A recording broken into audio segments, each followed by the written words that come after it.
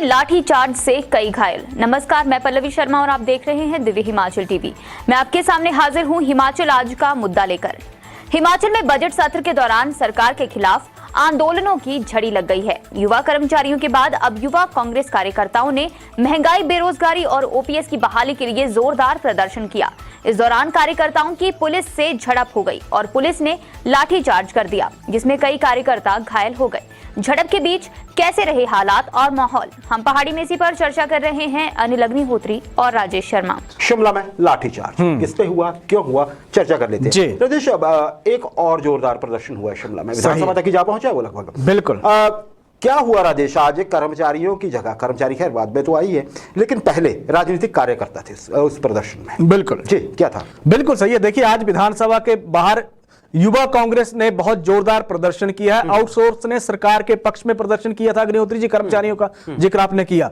युवा कांग्रेस के कार्यकर्ताओं ने बहुत बड़ा एक विरोध प्रदर्शन किया सरकार के खिलाफ, और बिल्कुल चौड़ा मैदान से ये युवा कांग्रेस की ये रैली निकली। और रैली जब विधानसभा के पास पहुंची तो इनकी जो पुलिस ने बैरिकेडिंग वहां कर रखी थी, ये बैरिकेड तोड़ के पुलिस के साथ धक्का मुक्की हुई। पुलिस ने इन पे लाठियां तक बरसा दी। कई कार्यकर्ता इसमें घायल हो गए। बहुत बड़ा एक हंगामा हुआ युवा कांग्रेस के कार्यकर्ताओं का और पुलिस की झड़प के बीच में। बहुत एक जबरदस्त हंगामा राजधानी शिमला में आज फिर उसी तर्ज पे हुआ यह हंगामा जैसा एनपीएस के कर्मचारियों और पुलिस के बीच में एक तरह से हुआ था। जी राजेश, इसमें क्या हुआ फिर? जी बिल्कुल। इसके बाद ये सीधे तौर पे वहां इन्होंने बैरिकेडिंग तोड़ के विधानसभा के परिसर पे पहुंच गए। अग्निहोत्री जी वहां पहुंच के इन्होंने काफी देर तक, हालांकि पुलिस ने बड़ी देर तक समझाती रही, लेकिन पुलिस जब ये समझे नहीं, उसके बाद जितने भी थे, ये हजारों के संख्या में ये युवा कांग्रेस के कार्यकर्ता राजधानी शिमला पहुंचे थे।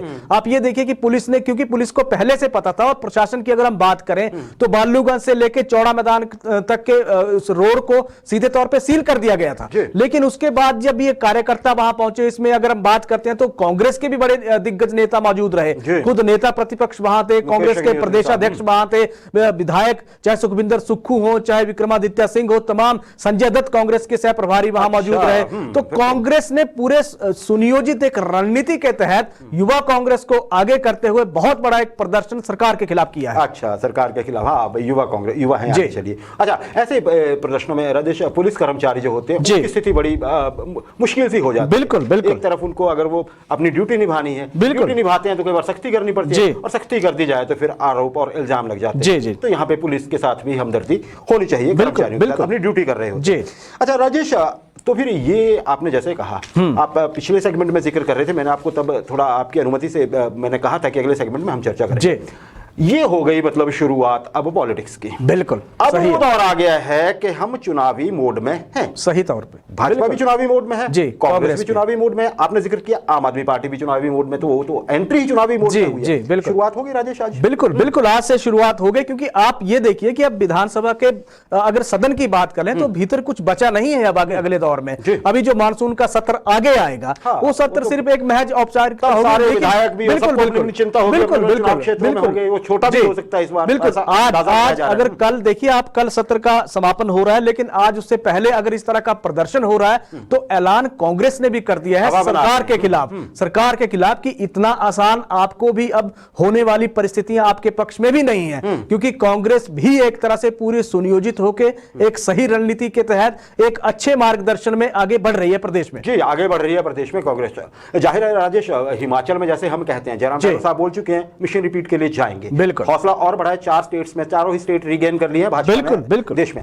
अब राजेश, एक चीज तो ये है कि एक तो ये करेंगे अपना रीगेन करने की कोशिश, दूसरी तरफ कांग्रेस को ये लगता है कि अब तक तो प्रथा ये रही है कि सरकार हमारी आनी चाहिए। बिल्कुल सही है।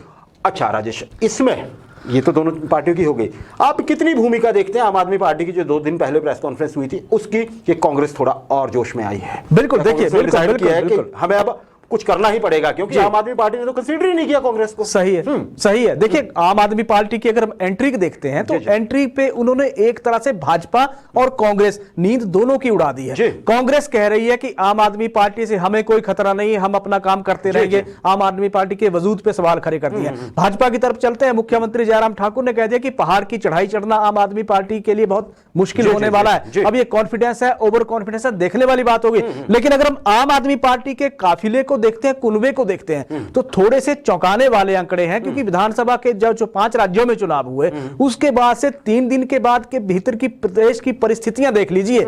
10,000 के संख्या में उनका सदस्यता अभियान अगर 3 दिन के भीतर 10,000 के आंकड़े को पार कर जाता है तो बात बहुत बड़ी हो जाती है जी। और दूसरी चीज ये कि जिसमें जिस तरह के चेहरे उनके साथ शामिल हो रहे हैं, चाहे धर्मशाला की बात कर लीजिए, शिमला की बात कर लीजिए, बीबीएन की बात कर लीजिए, यानी कि ऐसा नहीं कि सिर्फ एक हलके के या एक क्षेत्र के एक जिला के लोग ही उनके साथ जुड़ रहे हैं, पूरे प्रदेश में उनको एक तरह से समर्थन मिलने लगा है। नींद जाहिर तौर पे भाजपा और कांग्रेस की उड़ने वाली है। जो बारियों का एक खेल चला था, तेरी बारी मेरी बारी वाला, उस पे मुझे लग रहा है अब चौंकने वाली स्थितियां या आंकड़े पेश होने वाले आने वाले दिनों में, चौंकने वाली स्थितियां। हाँ, हालांकि ऐसा भी एक्सपर्ट मानते हैं कि बिना संगठन के इतने कम समय में कोई चमत्कार कर देना अपने आप में चमत्कार होगा।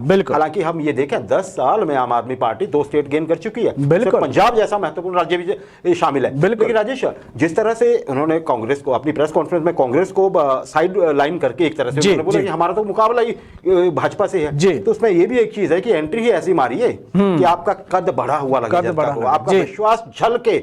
हालांकि आम आदमी पार्टी के लिए भी आसानी इतनी होगी नहीं आगे आने वाले कुछ समय में, ऐसा एक्सपर्ट मानते हैं। बिल्कुल दिख जाएगा हालांकि जुड़ते कौन कौन चेहरे है ना, ये बड़ी बात है। या फिर आम आदमी पार्टी के कौन से चेहरे हिमाचल में आके बैठ जाते हैं, इस पे डिपेंड करेगा।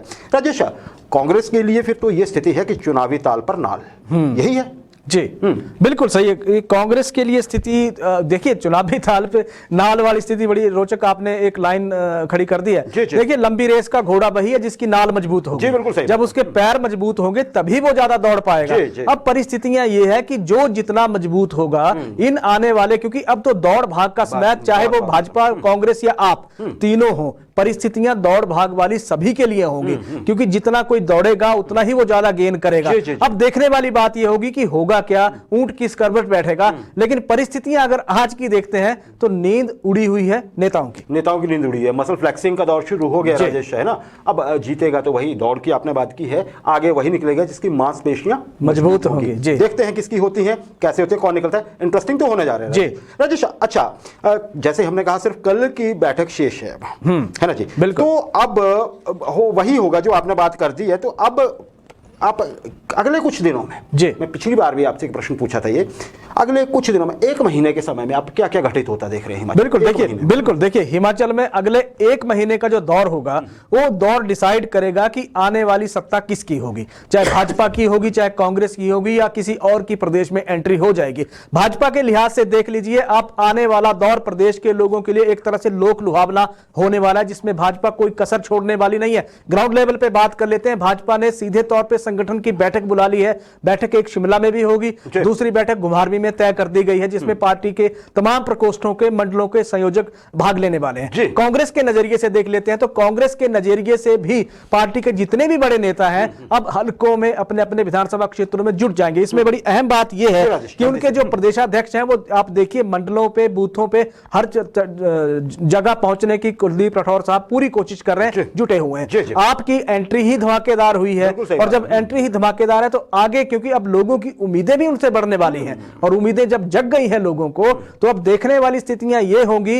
लेकिन एक चीज तो है अग्निहोत्री जी, आने वाला जो 1 महीना है वो लोगों के लिए बहुत इंटरेस्टिंग होने वाला है। लोगों के लिए इंटरेस्टिंग होने वाला है, क्योंकि वो डिसाइड करेंगे कि किसका पलड़ा भारी है। राजेश, यही होता है बिल्कुल, जो हिमाचल में जैसे फ्लोटिंग वोटर होता है ना, बिल्कुल वही सरकार को थोड़ा सा वो करता है हमेशा से, क्योंकि कैडर वोट तो वही रहता है। सही है। अब फ्लोटिंग वोटर कहां जाता है? क्या आम आदमी पार्टी की तरफ चला जाता है, इधर जाता है उधर जाता है, या किसी पार्टी का कैडर वोट टूट के कहीं किसी और जाता है? बिल्कुल सही। बहुत इंटरेस्टिंग होने वाला है। लोग बहुत स्थिति को परखने वाले। सही है। तो राजनेताओं को तो खैर पता ही है, फुल टाइम प्रोफेशनल पॉलिटिशियंस हैं, उनको पता है क्या करना है। सही। हाँ, समय थोड़ा सेंसिटिव होने वाला है जी।